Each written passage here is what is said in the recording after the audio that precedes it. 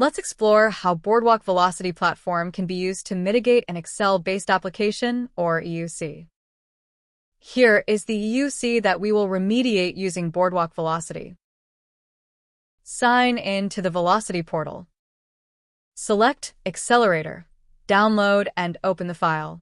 The Accelerator workbook is used for onboarding the selected EUC to the Boardwalk database server. The EUC onboarding process validates sheets and enables the setup of user roles. It will also allow workbook and worksheet configuration. After saving, one can also configure advanced settings. Export the EUC now to create the necessary objects on the Boardwalk database server.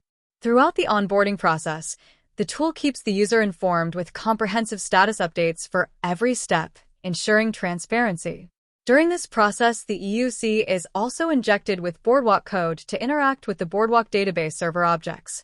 The next step is to configure access to the EUC to control who is authorized to use it. Using the Solution Manager, also available on the portal, we can map the EUC role to an existing Active Directory role. To do that, we need to download the current settings from the server first. Once the data has been downloaded, using the AD role mapping functionality from the Boardwalk tab, map the EUC role to an existing AD role. This information needs to be submitted to the Boardwalk server. The EUC can now be accessed from the Boardwalk Velocity portal based on access configured. Now the authorized users can download the EUC and open the file. Download data from the Boardwalk tab. The EUC data is fetched from the Boardwalk database server. Users can work in the workbook, make changes, and submit them to server.